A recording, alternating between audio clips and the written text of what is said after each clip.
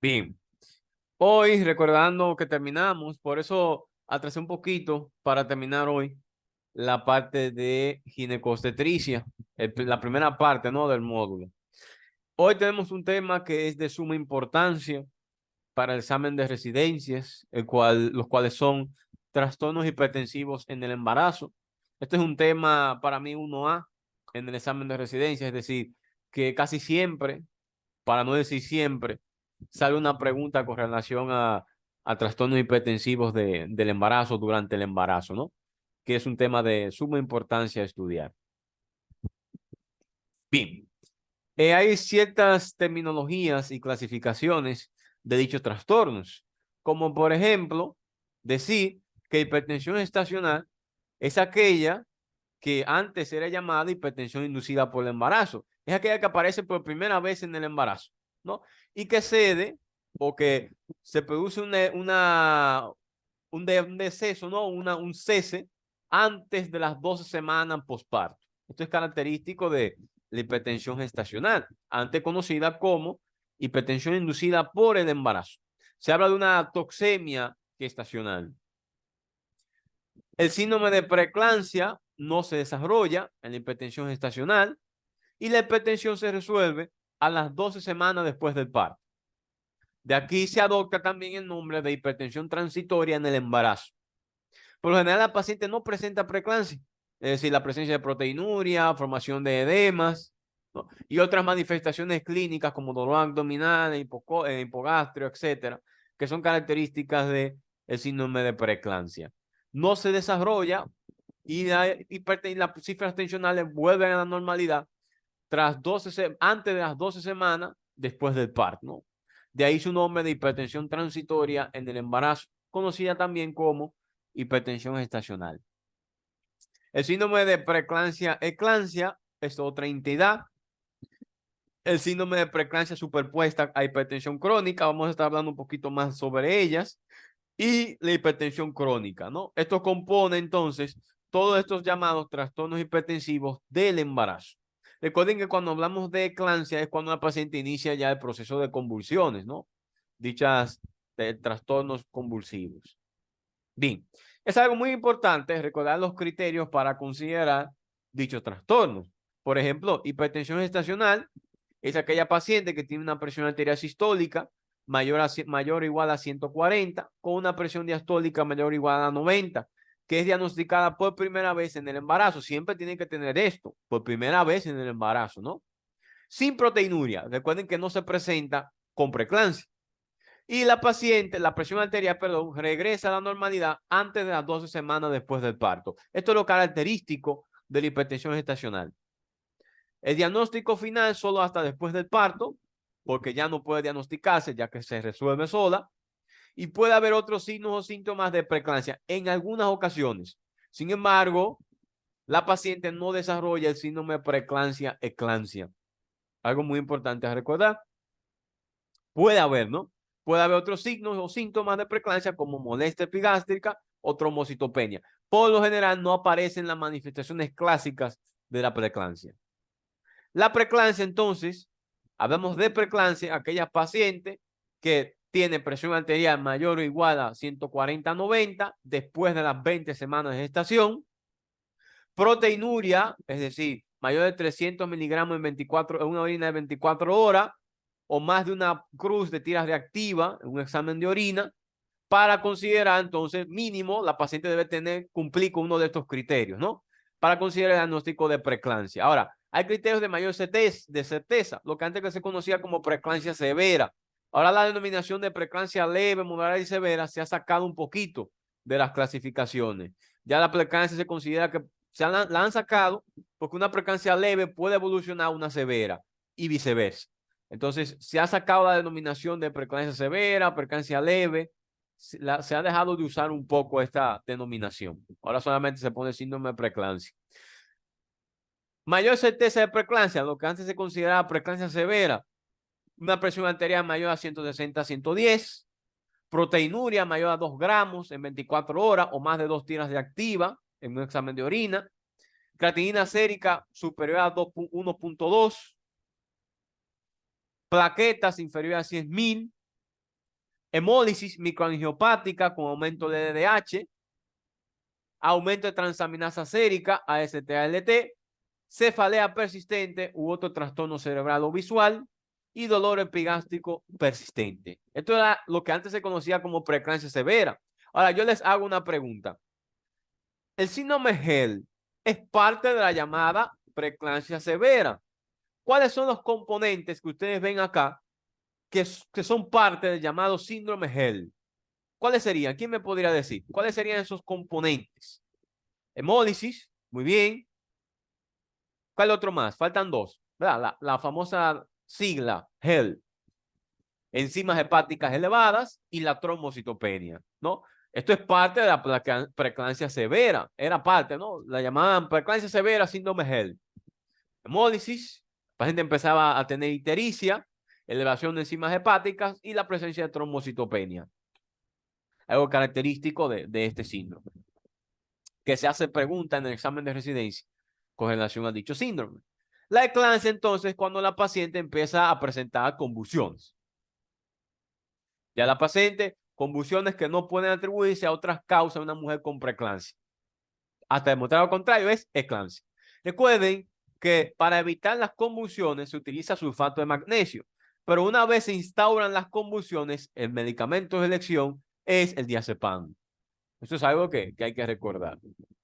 La preeclampsia superpuesta a hipertensión crónica es aquellas pacientes que tienen proteinuria de inicio reciente en mujeres hipertensas con el diagnóstico de hipertensión, pero sin proteinuria antes de las 20 semanas de gestación. Es decir, todo esto se desarrolló en el embarazo, porque es una preeclampsia superpuesta a hipertensión crónica. Por eso la proteinuria no debe ser diagnosticada antes de las 20 semanas de gestación, si no se le atribuía entonces a la hipertensión. La hipertensión es causa de proteinuria y de fallo renal. Aquí es la proteinuria debe empezar durante el embarazo o después de las 20 semanas de gestación. Aumento súbito de proteinuria o presión arterial o un recuento plaquetario menor a 100.000 en mujeres ya con hipertensión diagnosticada y proteinuria antes de las 20 semanas de gestación. Esto es considerando el criterio de preeclampsia severa y hipertensión crónica. Y la hipertensión crónica, esto es una pregunta que suele hacerse mucho en los exámenes de residencias, es aquella paciente que tiene presión arterial mayor a 140-90 mililitros de mercurio antes del embarazo o diagnosticada antes de las 20 semanas del embarazo y que persiste posterior a las 12 semanas después del parto. Esto es lo característico. O también, miren aquí, presión arterial crónica, hipertensión crónica, perdón, antes de las 20 semanas de gestación o hipertensión diagnosticada después de las 20 semanas de gestación y que persiste 12 semanas después del parto. Bien, podemos confundir hipertensión crónica con hipertensión gestacional si solamente nos guiamos de que la hipertensión crónica es diagnosticada después de las 20, antes de las 20 semanas y que la hipertensión gestacional es diagnosticada después de las 20 semanas. Esto es algo que hay que tomar en cuenta que podemos confundir. Siempre hay que tomar en cuenta que lo que diferencia la hipertensión crónica de la hipertensión gestacional es la semana posterior al parto. Antes de las 20 semanas, si se resuelve antes de las 12 semanas después del parto, hipertensión gestacional. Si persiste de las 12 semanas después del parto, hipertensión crónica. Esta es una pregunta que suele hacerse mucho en el examen de residencias. Yo recuerdo que cuando tomé el examen en el 2018, salió esta pregunta que la mandamos a revisar y efectivamente era hipertensión crónica. Ellos la dieron como hipertensión gestacional, pero al final se resolvió, ¿no? La arreglaron y era hipertensión crónica. Era esta misma definición. Algo muy importante también es que este cuadrito del libro de obstetricia de Williams es que suelen poner las preguntas con relación a estos trastornos hipertensivos. De aquí que sacan las preguntas mayormente. Ponen un caso clínico y le agregan uno de estos criterios. Este es el cuadrito que utilizan para hacer las preguntas en el examen de residencias. Algo muy importante a recordar. Bien, deme un minuto.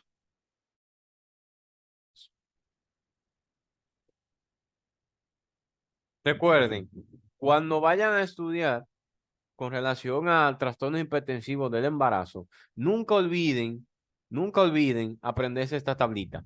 Bien, esta tablita son los criterios importantes a considerar que les trae el libro de obstetricia de Williams, ¿no? Y la mayoría de las preguntas que que le hago a ustedes en la plataforma es con relación a esta tablita. Y se pueden dar cuenta también. Recordando también, hablando de preguntas en la plataforma, hay ya varios cuestionarios con relación a temas de ginecobstetricia. Todas esas preguntas que ustedes ven ahí, las saco exclusivamente de los libros de ginecología, obstetricia. Yo utilizo obstetricia de Williams, obstetricia de Schuaf, ginecología de Williams y ginecología de Novak para sacar esas preguntas. Si dan su repasito y empiezan a estudiar, ¿no? Sería bueno recordar. Bien, ¿qué pasa con estos trastornos hipertensivos? Estos complican 5 a 10% de todos los embarazos y unidos forman parte de la llamada triada mortal de la gestación, que junto con la hemorragia y la infección contribuyen en gran medida a las mayores tasas de mortalidad y morbilidad materna. Es decir, estos son los 3 trastornos que más afectan en el embarazo, los que más producen mortalidad. La hipertensión, la hemorragia y la infección. Un aumento repentino en la presión arterial media, pero que todavía lleva un intervalo normal, lo que se conoce como hipertensión delta. Esto se ha dejado de utilizar esta denominación. Era aquellos pacientes o aquellas pacientes que tenían un aumento repentino en la presión arterial media, pero la presión arterial se encontraba en un intervalo normal. Era rarísimo, pero se ha dejado de utilizar el término hipertensión delta. Puede significar en una paciente embarazada una probable preeclampsia, a menos de que se presente con otros datos, ¿no? Que sean característicos de dicho trastorno. Hipertensión delta. Los niveles de presión arterial sistólica y diastólica de 140 a 90 clásicamente han sido utilizados para diagnosticar el término de hipertensión, ¿no? Aquellos pacientes diagnosticados de hipertensión en mujeres no embarazadas. Pero ¿qué pasa? Sus presiones siguen siendo menores a 140 a 90. En esa paciente se consideran normotensas, entre comillas, ¿no? Normotensas. En una paciente embarazada con una presión arterial menor a 140 a 90, normotensa. Entre comillas, porque esto puede variar. Se ha utilizado el término hipertensión delta para describir un aumento agudo de la presión arterial, es decir, superior a ese nivel. Era la paciente, o bueno, muchos llamaban a la paciente que tenía presión arterial normal, es decir, no llegaba a 140 a 90, pero tenía aumentos bruscos de la presión arterial en algunas situaciones. La denominación hipertensión delta se ha dejado de utilizar en unos textos y se denomina ya síndrome de preeclampsia a pesar de las cifras tensionales. Ya si la paciente presentaba las otras características clínicas clásicas de la preeclampsia. Bien, es algo muy importante recordar el síndrome HELLP, parte de esa preeclampsia severa, ¿no? Hemólisis, niveles elevados de enzimas hepáticas y bajo recuento de plaquetas. Es parte de la llamada preeclampsia severa, o era parte de la llamada preeclampsia severa. Esto es HELLP, no de HELLP, ¿no? HELLP, síndrome HELLP. Hay pacientes que desarrollan síndrome HELLP aún siendo normotensas. Y por ende, ustedes ven, se ha sacado mucho las cifras tensionales para clasificar la preeclampsia. Miren cómo hay pacientes que desarrollan un síndrome HELLP sin tener presiones arteriales elevadas. Hipertensión gestacional. Es un diagnóstico que se realiza en pacientes cuya presión arterial alcanza los 140-90 o superior a este nivel, pero se da por primera vez en el embarazo. Y en el que las pacientes no se identifica proteinuria. Es la definición clásica de hipertensión gestacional. Cifras tensionales elevadas por primera vez en el embarazo, pero no se logra identificar proteinuria, ¿no? Muchos textos o muchos médicos la consideran o la llaman hipertensión transitoria porque revierte 12 semanas posterior al parto. De ahí el nombre hipertensión transitoria. ¿no? No se presenta con evidencia de preeclampsia. Si no se presenta con evidencia de preeclampsia, la hipertensión arterial normal vuelve a la normalidad, perdón, a las 12 semanas. Es decir, si la paciente tiene hipertensión gestacional y no presentó ningún signo ni síntoma de preeclampsia, esta revierte sola después de las 12 semanas del parto. Si se presenta con algún síntoma o signo de preeclampsia, en algunas situaciones puede ser que sobrepase las 12 semanas, lo que puede hacernos confundir con el diagnóstico de hipertensión crónica. Recuerden que las pacientes con preeclampsia tienen un riesgo mayor de ser hipertensas que las pacientes que no desarrollan preeclampsia y desarrollan hipertensión gestacional. Esto es un factor de riesgo para el desarrollo de hipertensión, la toxemia del embarazo. Ahora, ¿a qué llamamos síndrome de preeclampsia? El síndrome de preeclampsia son aquellas pacientes, vamos a ver si podemos retroceder un poquito. Espérense. Aquí. La preeclampsia se describe mejor como un síndrome específico del embarazo que puede afectar prácticamente todos los sistemas orgánicos. Un síntoma clásico de la preeclampsia es la cefalea o trastornos visuales, los famosos escotomas, que preceden a la eclampsia. Esto es algo clásico de las pacientes que van a presentar una eclampsia. Y debes siempre pensarse en eclampsia aquella convulsión que no es atribuible a otra causa. Es decir, hay que descartar las otras causas para decir que la paciente está teniendo una eclampsia. Descartar las otras causas de convulsiones en una paciente con preeclampsia, ¿no? Descartar las otras causas, y si no, entonces pensamos en una eclampsia. Algo muy importante es que otro síntoma de la preeclampsia es el dolor epigástrico o en el cuadrante superior derecho. En algunas se acompaña de náuseas y vómitos. Este dolor epigástrico en el cuadrante superior derecho puede ser consecuencia de una necrosis hepatocelular, de isquemia y de edema en la cápsula del hígado, la famosa cápsula de Gleason. A esto se debe este dolor epigástrico o en el cuadrante superior derecho, que se irradia, ¿no? Epigastrio. Puede estar acompañado entonces de niveles elevados de transaminasas, trombocitopenia y hemólisis. Esto es lo que compone el síndrome HELLP, este trastorno grave que acompaña a la preeclampsia. Otros, miren aquí, anteriormente llamamos preeclampsia no grave y grave. Era la clasificación que se utilizaba. Presión arterial diastólica menor a 110, sistólica menor a 160, para decir que era leve. Grave mayor a 160 a 110. Proteinuria 0 a positivo, a una cruz positiva. Igual aquí, se considera igual. Dolor de cabeza ausente, presente en la grave. Alteraciones visuales ausentes, presente en la grave. Dolor abdominal, oliguria, convulsiones ausentes, aquí están presentes. Creatinina sérica en rango normal, elevada en la preeclampsia grave. Ausencia de trombocitopenia, una mínima elevación de transaminasas séricas y hay ausencia de restricción de crecimiento fetal. En esta siempre está presente estos datos. Edema pulmonar ausente puede estar presente en la severa, edad gestacional tardía y la temprana. Requiere ya de que el niño se quitar el embarazo, ¿no? Interrumpir el embarazo para entonces evitar mayores riesgos. Bien. ¿Cuándo decimos que la paciente tiene hipertensión gestacional? Es aquella paciente que tiene hipertensión después de las 20 semanas del embarazo, ¿no? En pacientes que normalmente eran normotensas. Es un criterio que se requiere para el diagnóstico de hipertensión gestacional. La preeclampsia, proteinuria, ¿verdad? Mayor de 300, mayor o igual a 300 miligramos 24 horas, o proteína elevada en orina, recuento de plaquetas bajo, menor a 100.000, falla renal, mayor a 1.1 de creatinina, afectación hepática, niveles elevados de transaminasas, síntomas cerebrales, trastornos visuales, dolor de cabeza y convulsiones. Entonces, en el caso de la preeclampsia severa, ¿no? Lo que antes se conocía como preeclampsia severa, y edema agudo de pulmón, en algunas situaciones puede aparecer, pero esto no siempre indica el diagnóstico de preeclampsia.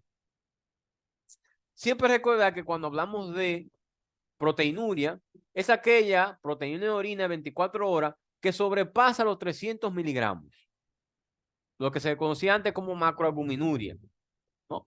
Proteinuria en rango nefrótico, mayor a 3.5 gramos. Mayor a 3.5 gramos es proteinuria en rango nefrótico. Proteinuria es mayor a 300 miligramos en una orina de 24 horas. Microalbuminuria entre 30 y 300 miligramos en 24 horas. Y normalbuminuria menor a 30 miligramos en 24 horas. Es algo para recordar, ¿no? Que hablamos de proteinuria mayor a 300 miligramos en una orina de 24 horas. El llamado síndrome de preeclampsia sobreañadido a la hipertensión crónica, se solía hacer preguntas con relación a él. Inclusive hay algunas preguntas en los exámenes de residencias que lo mencionan. La hipertensión subyacente crónica es aquella paciente, ¿no?, que diagnosticada de hipertensión, que presentan entonces proteinuria, signos y síntomas de preeclampsias en una paciente que ya es hipertensa. Es la conocida preeclampsia sobreañadida a la hipertensión crónica, ¿no? Es el mismo diagnóstico de hipertensión crónica, pero añadiéndosele también el diagnóstico de preeclampsia. Se presenta durante el tercer trimestre, cuando la presión arterial vuelve a sus niveles originalmente hipertensos. Ahí es un dato muy importante, ¿eh? Las cifras tensionales suelen elevarse a partir del tercer trimestre. Es el pico máximo de elevación de presión arterial. Puede ser difícil determinar si la hipertensión es crónica o inducida por el embarazo cuando se presenta durante el tercer trimestre. Ahora, el diagnóstico previo de hipertensión arterial es lo que no hace el diagnóstico de hipertensión crónica sobreañadida. Si la hipertensión inicial de reciente aparición o que empeora se acompaña de proteinuria de comienzo reciente u otros hallazgos, entonces se habla de preeclampsia sobreagregada, ¿no? Preeclampsia sobreagregada. Es un paciente previamente hipertensa. ¿Cuáles son los factores de incidencia y de riesgo para estos trastornos hipertensivos? Síndrome de preeclampsia, hipertensión gestacional, ¿no? Recuerden que para hipertensión crónica son los mismos que los que establece la Asociación Americana de Cardiología, ¿no?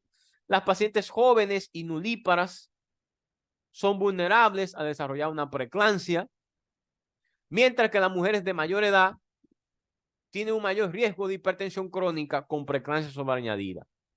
Las jóvenes y nulíparas tienen mayor riesgo de desarrollar preeclampsia, mientras que las mujeres que tienen mayor edad son las que tienen mayor riesgo de presentar hipertensión crónica con preeclampsia sobreañadida. Es más frecuente en afroamericanas y de origen hispano, ¿no? Es más frecuente la preeclampsia. Los embarazos con un feto masculino también aumentan un riesgo ligeramente para el desarrollo de estos trastornos. Recordar esto, ¿no? Vamos a ir recordando. Jóvenes y nulíparas, afroamericanas, embarazos con un feto masculino. El antecedente de fumar lo han relacionado con el desarrollo de restricción de crecimiento intrauterino, pero aunque fumar durante el embarazo causa múltiples resultados adversos, las pacientes tienen un riesgo reducido de hipertensión durante el embarazo. Se asocia a otros riesgos como restricción de crecimiento fetal, vasoconstricción de algunos vasos placentarios, con obviamente restricción de crecimiento fetal. Pero miren aquí que fumar las pacientes que fuman durante el embarazo, que no se recomienda obviamente, tienen un menor riesgo de desarrollar hipertensión durante el embarazo. Un dato a anotar por ahí, ¿no? Que lo pueden poner en un examen de residencias. Otros factores son tener seropositividad para el VIH, virus de inmunodeficiencia humana, y haber padecido o padecer de trastornos del sueño, obstructivos del sueño. Sueño con trastorno de respiración, ¿no? Entonces, recordando estos factores de riesgo, jóvenes y nulíparas, afroamericanas, feto masculino, virus de inmunodeficiencia humana y trastornos del sueño, ¿no? Trastornos obstructivos del sueño. Fumar, aunque sea relacionado con otros factores de riesgo, tiene un riesgo reducido en las pacientes para el desarrollo de hipertensión durante el embarazo. ¿Sí? La etiopatogenia de estos trastornos, se habla mucho de estos tejidos trofoblásticos que desempeñan un papel importante en la llamada toxemia del embarazo. Y se habla de que aquellas pacientes que se exponen a las vellosidades coriónicas por primera vez, por eso la nuliparidad es un factor de riesgo, las expuestas a una sobreabundancia de vellosidades coriónicas en aquellas pacientes que presentan un embarazo gemelar o una mola datiforme. Recuerden que las pacientes con mola siempre tienen riesgo de padecer hipertensión. Las que tienen afecciones persistentes asociadas con la activación o inflamación de células endoteliales, es decir, diabetes, obesidad, trastornos cardiovasculares, renales, trastornos inmunológicos o influencias hereditarias. Aquellas que también están genéticamente predispuestas a la hipertensión durante el embarazo. Las afroamericanas tienen 3 veces mayor riesgo de desarrollar una toxemia de embarazo que las mujeres caucásicas. Esto siempre lo conocemos, ¿no? Este factor de riesgo. Por ejemplo, las pacientes extranjeras en nuestro país, las haitianas, son las que más desarrollan preeclampsia. Y se habla mucho de este factor de riesgo, ¿no? Esta descendencia afroamericana. Nosotros también por igual tenemos un riesgo relativamente elevado por nuestra descendencia afroamericana y es algo muy importante a recordar. Se habla mucho de que la exposición a estos fragmentos, a estas vellosidades, ¿no? Es lo que más predispone a la paciente a desarrollar preeclampsia. Se habla de que el lumen anormalmente estrecho de las anteriores espirales, estas arterias, recordando que son las que tienen cambios hormonales, estas arterias espirales no uterinas, que tienen cambios hormonales, es posible que este flujo que se da, este flujo placentario, ¿no? Que se da por las arterias espirales, esté relacionado con el desarrollo de dichos trastornos. Se habla también de una perfusión disminuida y un ambiente tóxico que conducen a liberación de partículas placentarias o micropartículas. Todo esto es secundario a la exposición de vellosidades. Todas estas micropartículas la han asociado, por ejemplo, aquí tenemos el factor de crecimiento endotelial, factores residuales, células natural killers con la exposición, la presentación de antígenos. Se habla mucho entonces de esta exposición del lecho placentario a la madre, ¿no? Para el desarrollo de preeclampsia. Y recuerden que las nulíparas tienen mayor riesgo cuando se exponen por primera vez a estas partículas. Se habla también de que en la preeclampsia hay cambios en múltiples órganos y sistemas. Se dice también de que no hay ningún órgano a salvo cuando la paciente desarrolla este trastorno. Empezando por el sistema cardiovascular, se habla de que la paciente tiene mayor poscarga cardíaca causada por hipertensión, recordando que la poscarga es la fuerza que tiene que romper el ventrículo para expulsar la sangre hacia la aorta, ¿no? Lo vimos en el capítulo de cardio, que era la poscarga, y que la poscarga afecta principalmente a la aorta, ¿no? Hay una falla ventricular secundaria de hipertensión. La precarga cardíaca también se ve afectada, recordando que la precarga es el volumen que distiende el ventrículo al final de la diástole. También se ve afectada la precarga. Se reduce la expansión de volumen, afectando a la precarga, y un paciente que necesita fuerza para expulsar esa sangre a través de la aorta con una poscarga alterada. Va a tener un fallo de bomba total. Se incrementa la precarga cuando se le administra a la paciente soluciones cristaloides u oncóticas intravenosas, ¿no? Ayuda, favorece un poquito más a la precarga. Recuerden que la poscarga se ve disminuida por la presión. La vasoconstricción periférica afectará a la precarga porque habrá un menor retorno venoso al corazón. La activación endotelial por estos factores plaquetarios que se producen por ciertos mecanismos inmunológicos también afecta a las mujeres al aparato cardiovascular, afecta al endotelio. Conduce a la extravasación interendotelial de líquido intravascular. Se habla de un proceso inflamatorio que aumenta la permeabilidad capilar. Hay una activación endotelial, por ende hay extravasación de líquido a nivel periférico. Y se habla muy importante de que las pacientes con hipertensión severa durante el embarazo, una toxemia severa, desarrollan hipertensión pulmonar por la extravasación de líquido en el lecho pulmonar. En un 40-45% de los casos, las pacientes desarrollan disfunción diastólica. Imagínense una precarga disminuida, el ventrículo no se llena bien. Esto provoca una disfunción diastólica en un 40-45% de los casos. El otro porcentaje es con una falla sistólica. Aquí viene el problema porque la paciente origina edema agudo de pulmón secundario a la falla sistólica que puede surgir en el embarazo, en la toxemia, ¿no?, del embarazo. En algunas pacientes embarazadas con preeclampsia, los niveles de troponina se elevan, los niveles del péptido natriurético pro-BNP, pro-aminoterminal, el pro-BNP, también se elevan en la preeclampsia grave. Es prácticamente un fallo de bomba que tiene la paciente, ¿no? Y empiezan a elevarse enzimas de daño miocárdico, como la troponina, y enzimas que no indican sobrecarga, como el péptido natriurético cerebral, pro-BNP. El volumen de sangre en los lúmenes de vasos sanguíneos también se ve afectado. La paciente desarrolla hemoconcentración, que es un sello distintivo de la eclampsia. Muchos hablan de este sello distintivo, que es de mal pronóstico en la preeclampsia. La hemoconcentración, un hematocrito elevado, ¿no? Este volumen reducido en el lecho capilar resulta de un vasoespasmo generalizado, prácticamente por la misma hipertensión, por estos factores plaquetarios liberados de las vellosidades que se encuentran en el endotelio. Esto provoca un vasoespasmo generalizado, alterando todas estas funciones cardíacas y endoteliales, obviamente reduciendo el lumen sanguíneo y concentrando a la paciente. Esto es un sello mencionado como sello distintivo de eclampsia en algunos casos y de mal pronóstico. La trombocitopenia inducida por este trastorno, estos trastornos, también es un índice de gravedad. Y se ha hablado de que aquellas pacientes que desarrollan una trombocitopenia abiertamente definida por un recuento de plaquetas menor a 100.000, indican enfermedad grave, indican toxemia grave. Esto es parte del llamado, ¿no?, síndrome HELLP.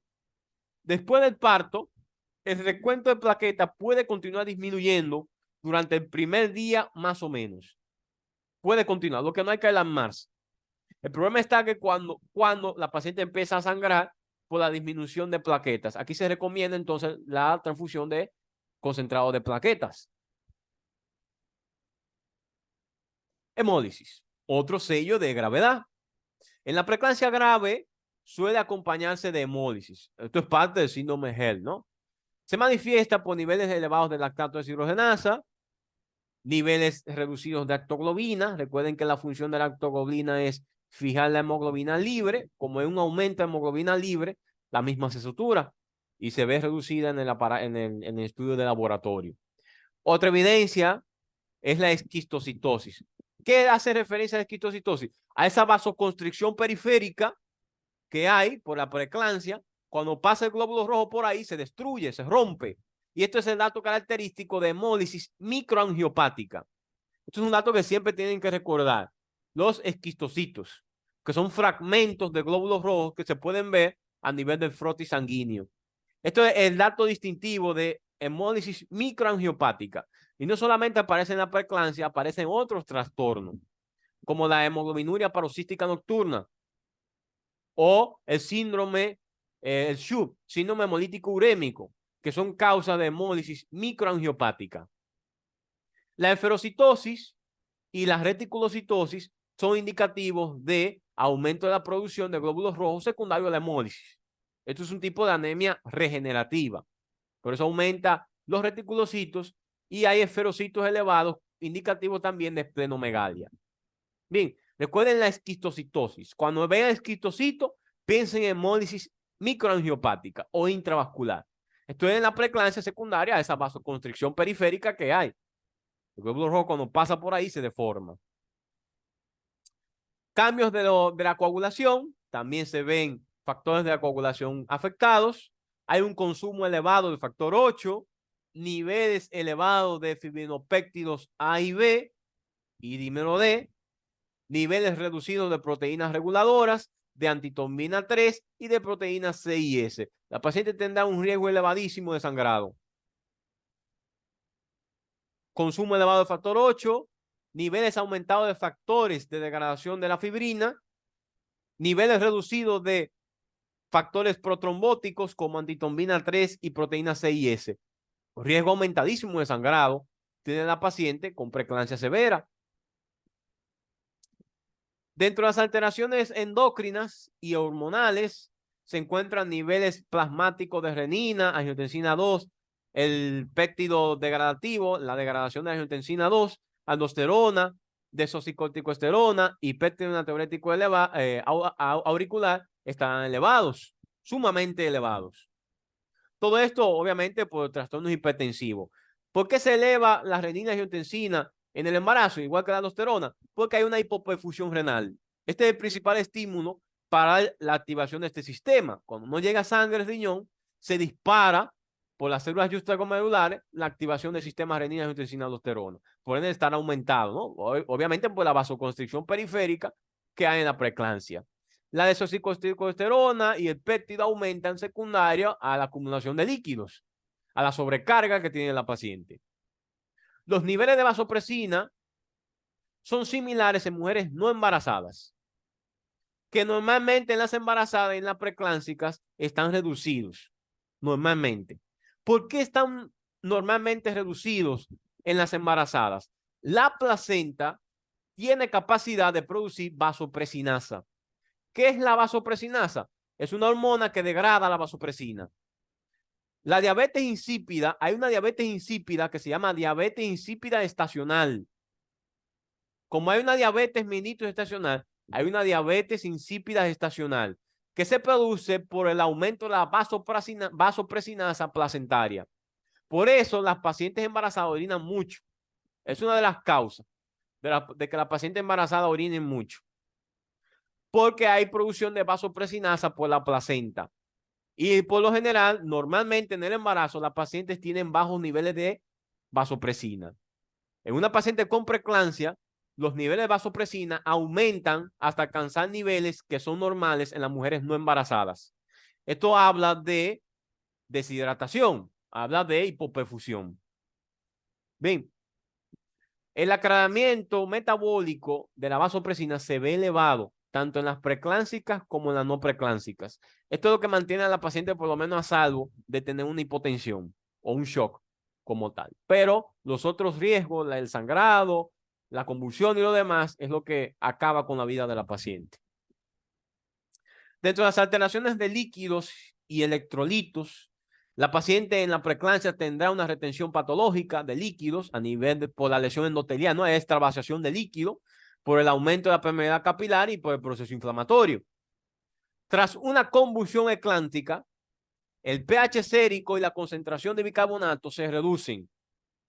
¿Por qué? Porque la paciente presenta acidosis láctica. Ya la paciente entra en un anabolismo. La paciente está entrando en un estado de siempre se me enreda la palabrita, un estado de poco oxígeno, anaberiosis, ¿no? Poco oxígeno, hay aumento del lactato sérico. Inclusive, un índice de, por lo menos, en el internado siempre le mandaba a medir a uno ácido úrico, le mandaba a medir siempre a uno lactato, en las pacientes embarazadas con preeclampsia, que son índices de gravedad. Evalúen el índice de gravedad en las pacientes embarazadas. El riñón. A nivel renal, la preeclampsia ocasiona muchos daños. Durante un embarazo normal, el flujo sanguíneo renal y la fracción de filtración glomerular aumentan apreciablemente. Esto es normalmente en el embarazo. Pero en una paciente preeclámpsica, esto se reduce. Reduce la perfusión renal y se reduce la tasa de filtración glomerular. Esto es lo que activa el sistema renina, angiotensina, aldosterona, empeorando aún más la hipertensión. Un dato histológico, recuerden este dato. Hay un dato morfológico histológico característico de la preeclampsia a nivel renal. ¿Cuál es ese dato? Este que ustedes ven aquí marcado en negrita. La endoteliosis glomerular. Recuerden este dato. Bien, endoteliosis glomerular. Esto se debe a un bloqueo que hay de la barrera de filtración glomerular. A su vez, esto provoca un bloqueo. Endoteliosis glomerular es el dato morfológico, el cambio morfológico característico de la preeclampsia a nivel renal. Endoteliosis glomerular. Recordad este nombre. La concentración de sodio en la orina se eleva. ¿Por qué? Porque el riñón no está reabsorbiendo sodio. Es como si fuera una falla renal intrínseca. Falla y no reabsorbe sodio. Por eso se eleva el sodio en orina, mayor a 40 miliequivalente. Es un dato característico de lesión renal intrínseca, cuando el sodio urinario se eleva, porque el riñón está fallando, no está reabsorbiendo sodio como debería.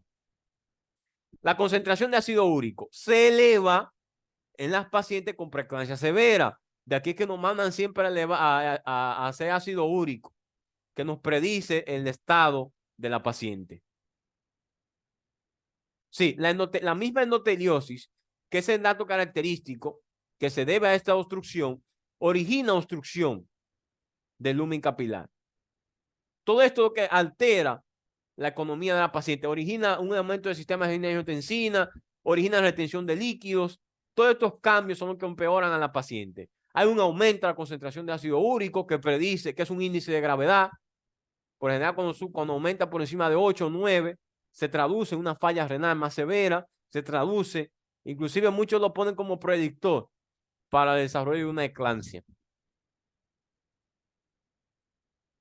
La infusión de cristaloides que contienen sodio, unos 134 miliequivalentes de sodio, aumenta la presión de llenado del ventrículo izquierdo, mejora la precarga.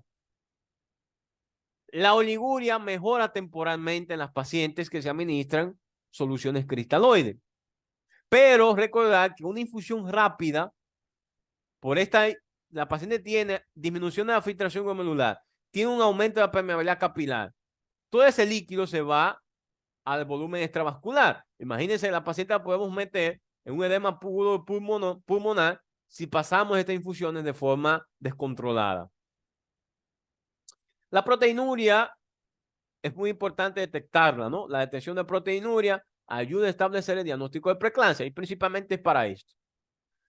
¿Cuándo se considera proteinuria en una paciente embarazada que tiene preeclampsia? Una excreción urinaria de 24 horas que sea de los 300, ese es el dato más importante. Un cociente de proteína sérica, proteína urinaria, creatinina en orina mayor a 0.3.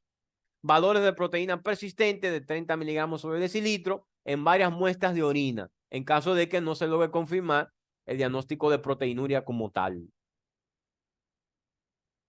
Deme un momentito. Vamos a pasar el hígado ahora. Bien, un momentito.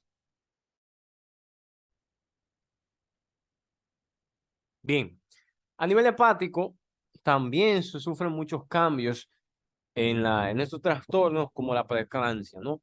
Las lesiones hepáticas de la eclampsia características son esas regiones de hemorragia periportal que se encuentran en toda la periferia hepática. Marco en negrita los datos más importantes característicos de estos trastornos. Ya tenemos a nivel renal la endoteliosis, ¿no? Glomerular.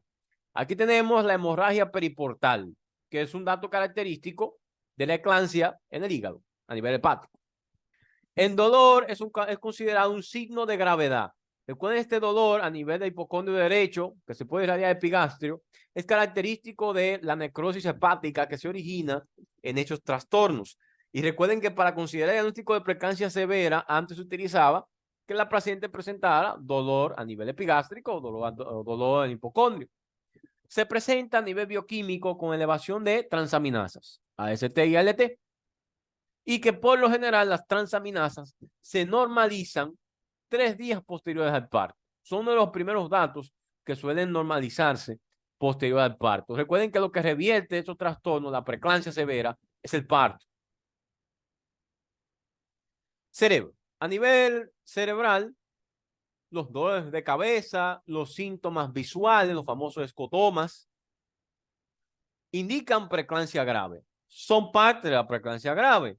Y las convulsiones asociadas a estos trastornos definen la eclampsia, ¿no? La eclampsia es la presencia de convulsiones.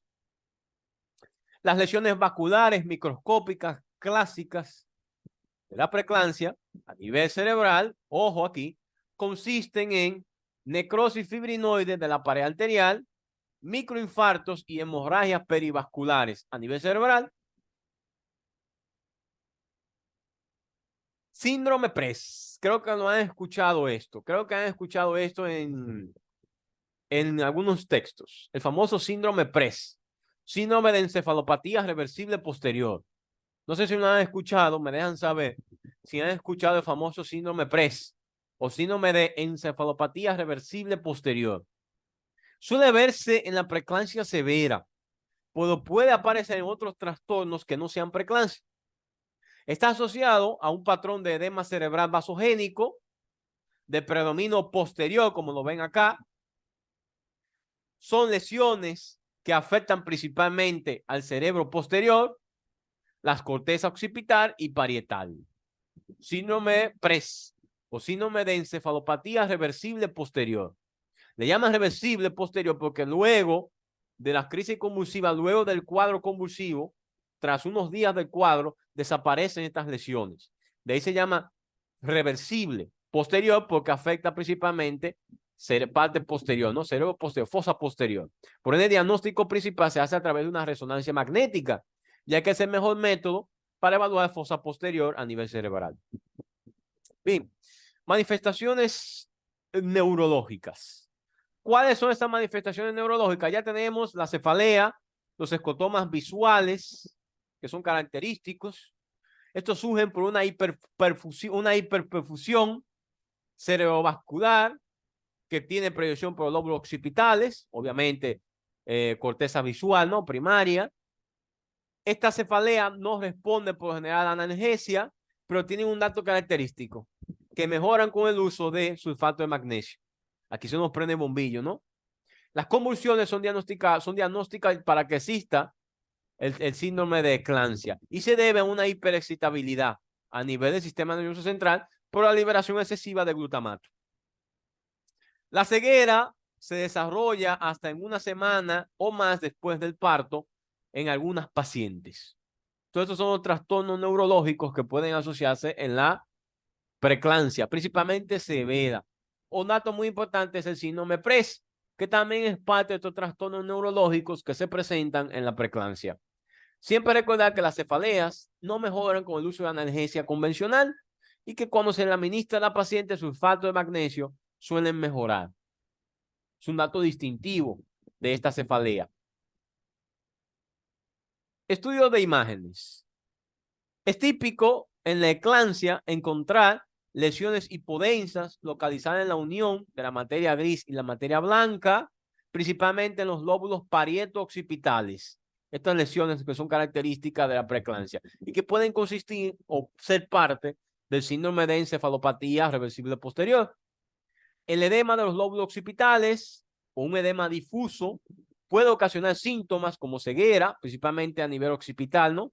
Ceguera, letargo e inclusive confusión. Esto es lo que origina los trastornos visuales en la preeclampsia, la afectación de la corteza visual primaria localizada en el lóbulo occipital.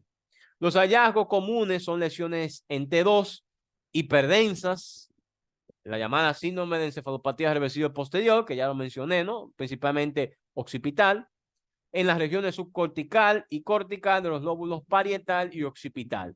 Síndrome de encefalopatía reversible posterior. Dentro de los cambios visuales y la ceguera, cambios visuales, escotomas, visión borrosa, la diplopía, son comunes en las pacientes con preeclampsia grave o que han desarrollado el síndrome de eclampsia. Algo muy característico.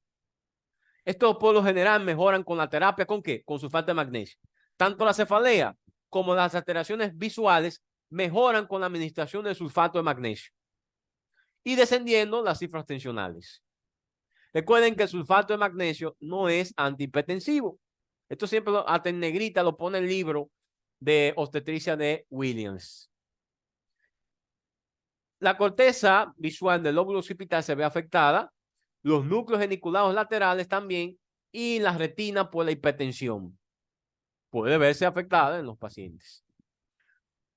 Algo que suele aparecer en las pacientes con preeclampsia es la famosa retinopatía de Puschner, que se debe a lesiones retinianas secundarias de hipertensión o al depósito de materiales secundarios de exudado fibrinopéctilo que se origina en la preeclampsia. Ahora les hago una pregunta con relación a la retinopatía de Puschner. ¿En qué otro trastorno suele aparecer retinopatía de Puschner? Un dato característico es que la retinopatía de Puschner puede aparecer en las pacientes que han desarrollado pancreatitis o en los pacientes que desarrollan pancreatitis. Desarrollan este tipo de retinopatía. La famosa retinopatía de Puschner, que por ahí vamos a estar viendo el tema de pancreatitis, que está incluido en la parte de cirugía general, ¿no? La miscelánea en cirugía general. Bien, prevención de estos trastornos. Se ha hablado mucho de que una dieta baja en sal fue uno de los primeros esfuerzos de investigación para prevenir la preeclampsia, pero esto no es suficiente. Un ejercicio regular durante el embarazo también está relacionado con un menor riesgo de desarrollar preeclampsia, con reposo en cama de 4 a 6 horas diarias. El ejercicio se recomienda, ¿eh? Se recomienda reposo, pero el ejercicio se recomienda también. La suplementación de calcio no previno la preeclampsia, pero como quiera sigue utilizándose. Ni previene la hipertensión ni la preeclampsia, pero ustedes ven que todavía sigue utilizándose calcio. Inclusive ahora se utiliza mucho el uso de aspirina en el embarazo. Muchos recomiendan el uso de aspirina en el embarazo en aquellas pacientes que tienen riesgo de desarrollo de preeclampsia. El uso de vitamina C, D y E, aunque tiene baja evidencia, también la han asociado con un menor riesgo de desarrollar preeclampsia. Aunque el calcio no ha sido preventivo, no ha prevenido preeclampsia ni hipertensión, no perjudica al feto, no perjudica a la embarazada, y ustedes ven que todavía sigue utilizándose el calcio. Hay agentes antitrombóticos, como ya mencioné, ¿no? El ácido acetilsalicílico en dosis bajas de 50 a 150 miligramos diarios. También tiene una prevención en aquellas pacientes de alto riesgo. No está recomendado en todas las pacientes, sí en pacientes que tienen un riesgo elevado de desarrollar preeclampsia. La heparina de bajo peso molecular, aunque no es recomendada en casi ninguna paciente, se recomienda en aquellas pacientes que tienen riesgo protrombótico para el desarrollo de preeclampsia. Bien, preeclampsia. El diagnóstico precoz de preeclampsia, ya esto lo hablamos ahorita. Las mujeres embarazadas con hipertensión manifiesta de inicio reciente, ya sea cifras tensionales superiores a 90 a 140, que son admitidas, ¿no?, en un hospital con un aumento brusco de estas cifras tensionales, que presentan síntomas característicos de preeclampsia, proteinuria, deben ser evaluadas, obviamente deben ser ingresadas y evaluadas para el diagnóstico de preeclampsia y evaluarse su intensidad. Dentro de la evaluación clínica de estas pacientes, deben tener un examen detallado que se combina con un escrutinio diario de hallazgos clínicos, ¿no?, de laboratorio, medición diaria de peso, esto es para evidenciar si hay un aumento o no de peso por la retención de líquido, cuantificación de proteinuria o proteína en orina, lecturas de presión arterial con banda de tamaño apropiado cada 4 horas. Suelen mencionar mucho en el dengue, cada cuántas horas se toma la presión arterial, que es cada 2 horas. Ahora que hay epidemia de dengue, ¿no?, brote de dengue. Ahora, cada 4 horas se recomienda en las pacientes con el diagnóstico de preeclampsia medir las cifras tensionales. Mediciones de creatinina en plasma y suero, niveles de transaminasas hepáticas, un hemograma que incluya el recuento de plaquetas, por lo general se recomienda medir también. La frecuencia de las pruebas se determina por la intensidad de la hipertensión. A mayor gravedad se recomienda un mayor seguimiento de parámetros de laboratorio. Algunos recomiendan la medición de los niveles séricos de ácido úrico como índice predictor, ¿no?, de severidad, lactato de deshidrogenasa y estudios de coagulación, pero han sido cuestionarios. Ustedes ven que no es muchos, por eso yo mencioné, muchos lo utilizan, pero no es que sea específico o que indique gravedad como tal, pero muchos lo toman como parámetros. Por el ácido úrico se depura a nivel renal, esto es un índice, habla un poquito de índice de gravedad o de destrucción celular que indica hemólisis.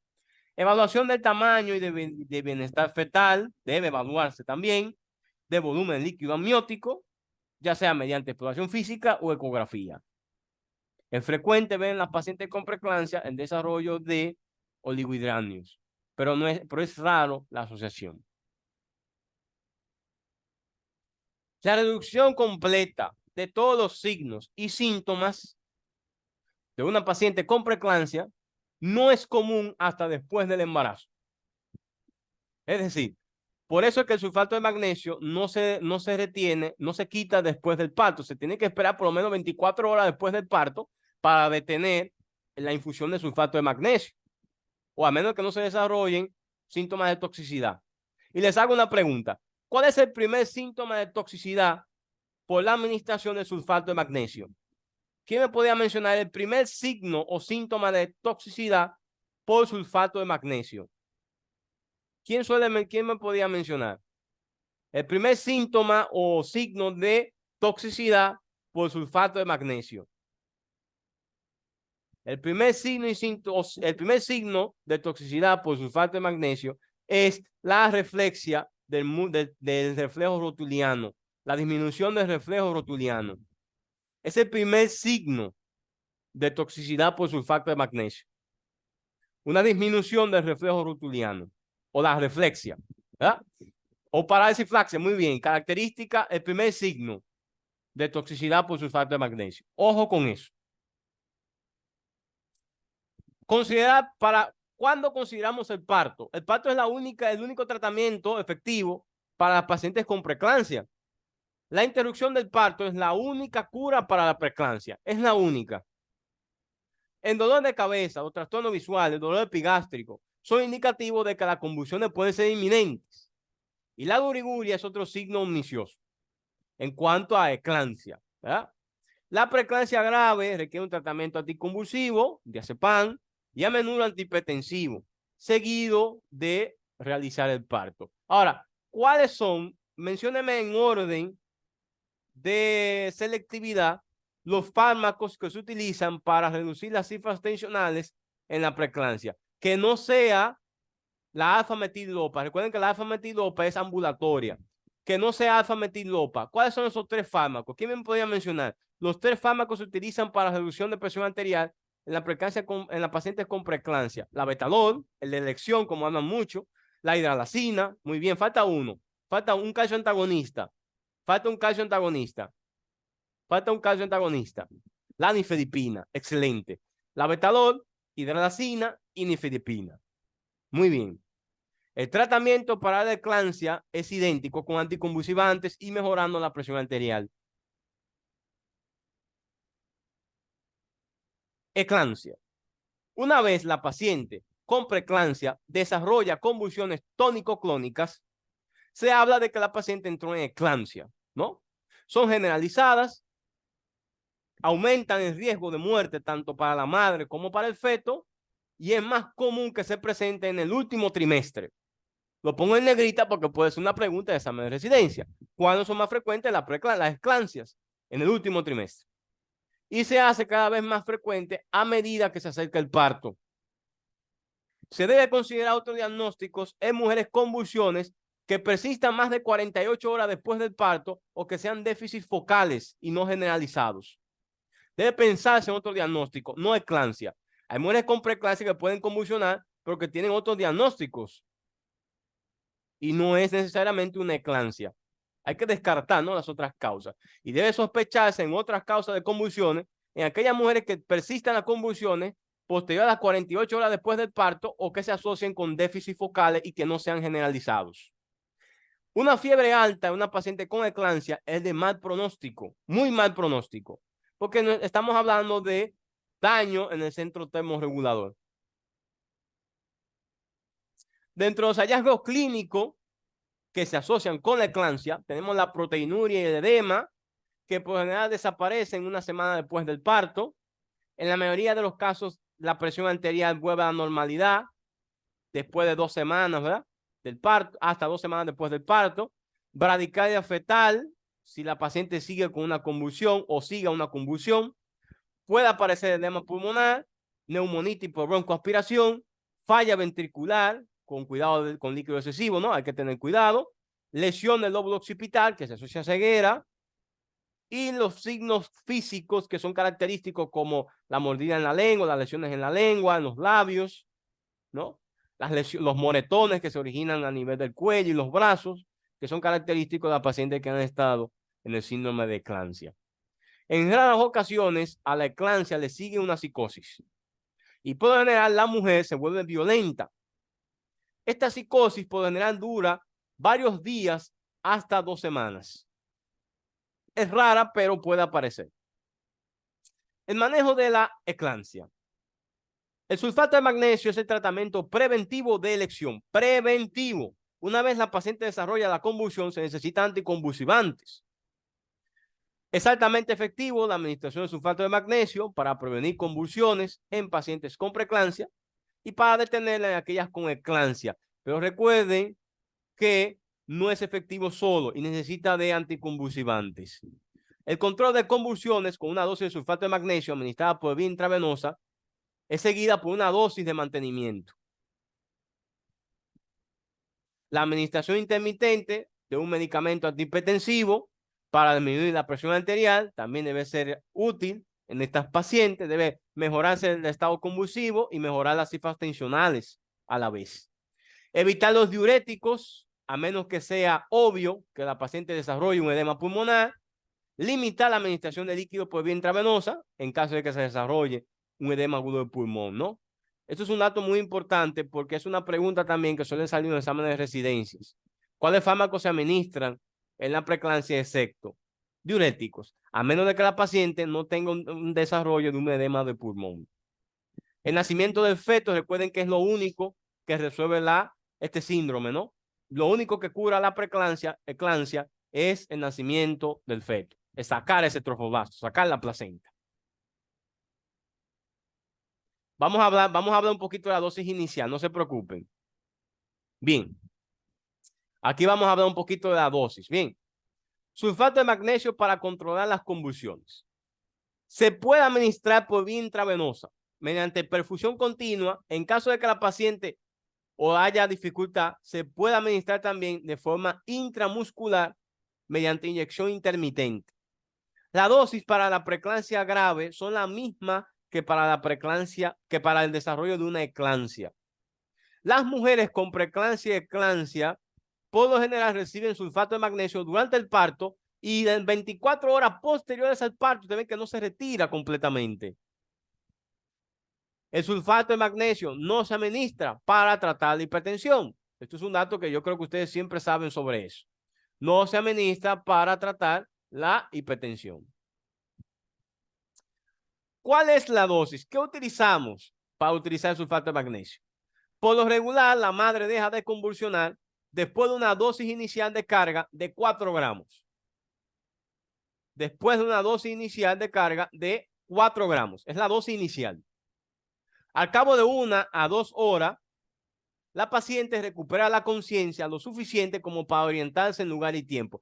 Solo reduce el umbral, reduce las convulsiones, pero necesita la paciente el tratamiento anticonvulsivante. Entre un 10 y 15% de las parturientas tendrá una convulsión posterior. Por eso se recomienda entonces un tratamiento anticonvulsivo.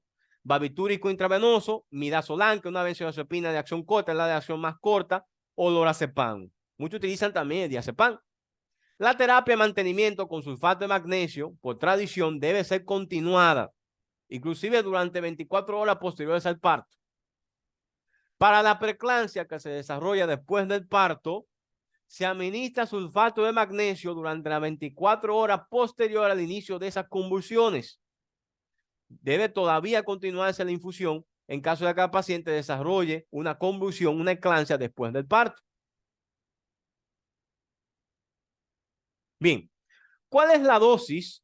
¿Cómo se administra el sulfato de magnesio? Debe ser una dosis de inicio de 4 gramos. Muchos recomiendan de 4 a 6 gramos, diluido en 100 mililitros de solución salina, a pasar en 15 a 20 minutos.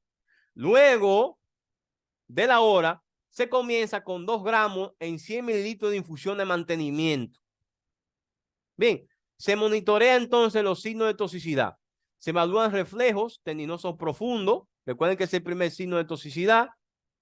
Otros miden también el nivel del magnesio en sangre cada 4 a 6 horas y ajustan la dosis dependiendo de los niveles. Si está entre 4 y 7, se ajusta entonces la infusión de sulfato de magnesio. Siempre hay que tomar en cuenta medir los niveles séricos de creatinina, porque el sulfato de magnesio se depura por vía renal. El sulfato de magnesio no se debe suspender antes de las 24 horas después del parto. Debe suspenderse después de las 24 horas. Recuerden que el paciente puede tener una eclampsia, inclusive 24 horas después del parto. No debe suspenderse antes de las 24 horas. Debe suspenderse después de las 24 horas del parto. Dosis inicial de 4 a 6 gramos, con una dosis continua de 2 gramos por hora. Bien. El sulfato de magnesio cada ampolla contiene 8.12 miliequivalentes de magnesio por cada gramo, cada ampolla. Se deben medir los niveles de creatinina antes de administrar tal medicamento porque se depura a nivel renal. Y debe reducirse la dosis en caso de que el paciente presente alteración renal. Los niveles de magnesio en plasma deben ser mantenidos entre 4 y 7. Bien. O lo que es lo mismo, entre 4.8 a 8.4 miligramos, si hablamos de miligramos. O si hablamos de milimoles, entre 2.0 y 3.5. La medición que nosotros utilizamos es en miligramos o en miliequivalente. Entre 4 y 7 o entre 4.8 y 8.4. Debe mantener esa dosis, debe mantenerse ese nivel de magnesio en plasma para evitar la toxicidad. Los reflejos patelares, que son el primer dato de toxicidad, desaparecen cuando el sulfato alcanza los 10 miliequivalentes. Y esto es una pregunta de examen de residencia. Me confirman. Denme un minutito. A lo que venga, me confirman si esta no fue una pregunta de examen de residencia. Creo que fue esta. Que ¿a qué nivel de sulfato de magnesio desaparecen los reflejos? Empiezan a desaparecer cuando el sulfato de magnesio alcanza unos niveles en sangre a 10 miliequivalentes. Empiezan a desaparecer, ¿no? Cuando alcanzan unos 10 miliequivalentes. Y desaparecen completamente cuando alcanzan unos niveles superiores a 12 miligramos sobre decilitro. Este signo sirve para advertir sobre la toxicidad por el sulfato. Es el primer signo que aparece. La disminución de los reflejos patelares. Ya se habla de una toxicidad inminente ya está instaurada prácticamente. Cuando los niveles plasmáticos aumentan por encima de 10, puede aparecer un paro respiratorio. La respiración se debilita.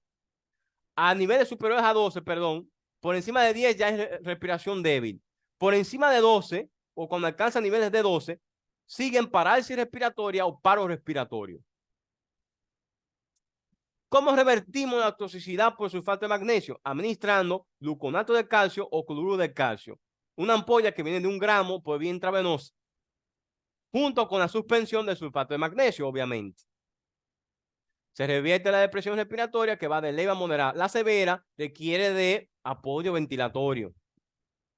Se pueden inhibir las contracciones uterinas con niveles de sulfato de magnesio entre 8 y 10 miliequivalentes. Es decir, puede inhibir las contracciones uterinas en una paciente embarazada. Los niveles de sulfato de magnesio. Manejo de la hipertensión grave. ¿Cómo se maneja la hipertensión en las pacientes con preeclampsia? Tenemos 3 fármacos de elección. El de elección siempre lo que lo ponen es el labetalol, luego hidralazina y después nifedipina. Lo que pasa es que en nuestro medio contamos con hidralazina de forma hospitalaria. Es difícil conseguir el labetalol de forma en hospitales públicos, ¿no? Pero en hospitales ya privados, en clínicas privadas sí vienen. Recomiendan un tratamiento. El tratamiento se recomienda para mantener o para disminuir esa presión sistólica por debajo de 160, 110, ¿verdad? Siempre se recomienda el tratamiento antihipertensivo. Los 3 fármacos más comunes empleados son hidralazina, labetalol y nifedipina. La nifedipina en nuestro país viene vía oral, pero hay solución, viene también en Estados Unidos por solución intravenosa. Hidralazina. ¿Cuál es la dosis de hidralazina? Se recomienda una dosis inicial de 5 a 10 miligramos, seguida de una dosis de 10 miligramos cada 15 a 20 minutos hasta alcanzar una respuesta satisfactoria. Esta es la famosa hojita que lo ponía nosotros de interno, ¿no?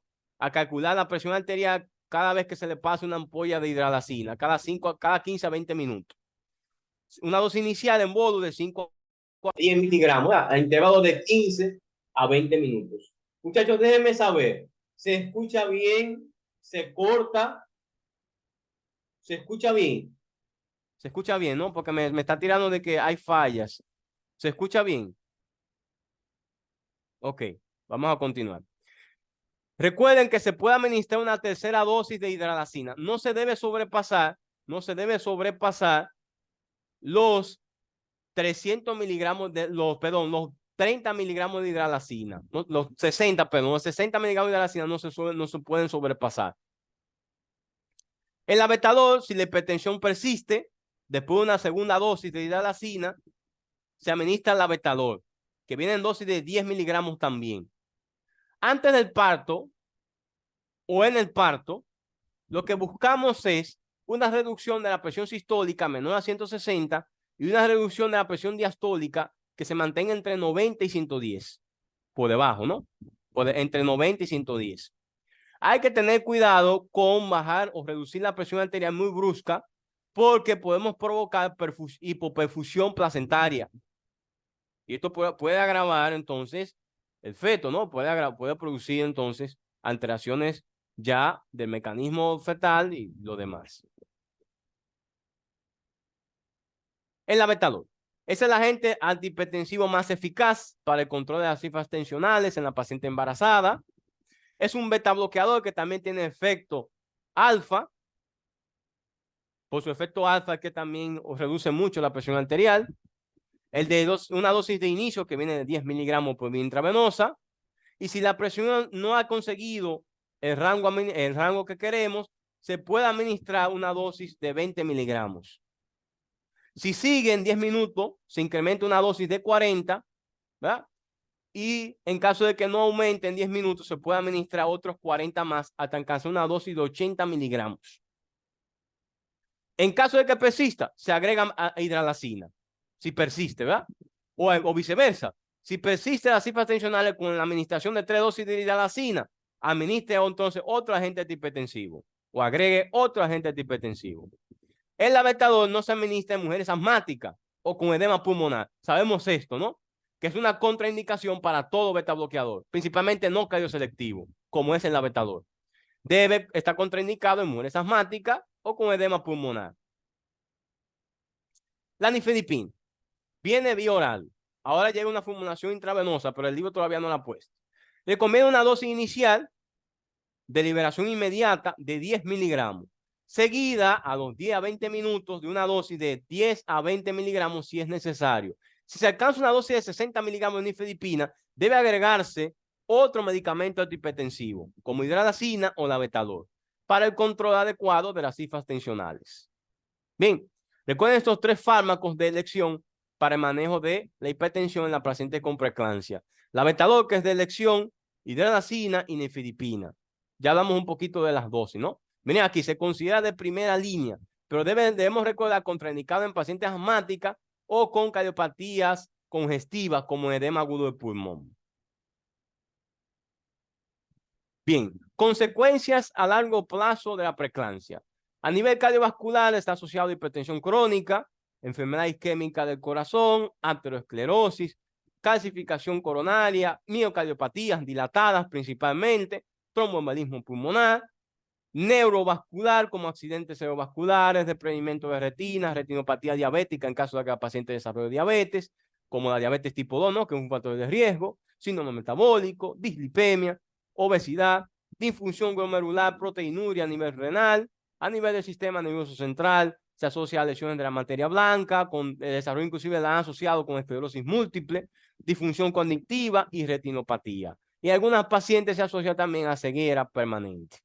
Bien, chicos, esto era todo en el día de hoy con el diagnóstico con el tema de trastornos hipertensivos del embarazo. Bien, sí, la imagen de recuadro posterior de los tratamientos antihipertensivos, ¿no? Recuerden, el abetalol de día 20 miligramos, seguido de 20 a 80, aumentando la dosis. muchos recomiendan hasta 300 miligramos en 24 horas. No debe sobrepasarse. Pero lo recomendable es que si no resuelve, a pesar de 3 dosis, se agrega otro fármaco antihipertensivo. Bien, en la paciente con preeclampsia, pero para el manejo de crisis hipertensiva se recomienda hasta 300 miligramos en 24 horas. Este es el cuadrito, ¿no? Para el manejo de preeclampsia en la paciente, de hipertensión en la paciente con preeclampsia. Bien, muchachos, hasta aquí es la clase en el día de hoy. El lunes ya empezamos normalmente, lunes, miércoles y viernes, con el tema de, sí, voy a subir la clase de hoy y la que pasó, la última que pasó.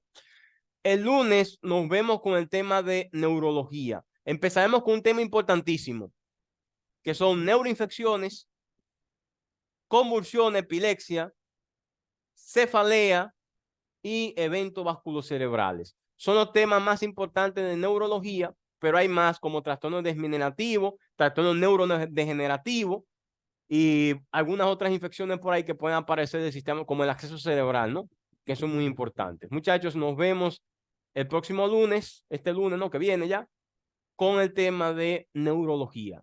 Recuerden que hasta aquí fue la primera parte del módulo de ginecostetricia. Ya más adelante, la última parte es cáncer, tumores ginecológicos, que incluye cáncer de cervix, ovario, endometrio y un poquito de cáncer de mama, pero estoy guardando cáncer de mama para el tema de oncología, que es muy importante agregarlo ahí. Nada, muchachos, nos vemos el lunes. Cuídense mucho, les deseo un feliz fin de semana, un feliz fin de semana y nos vemos por ahí el lunes. Bien, cuídense mucho.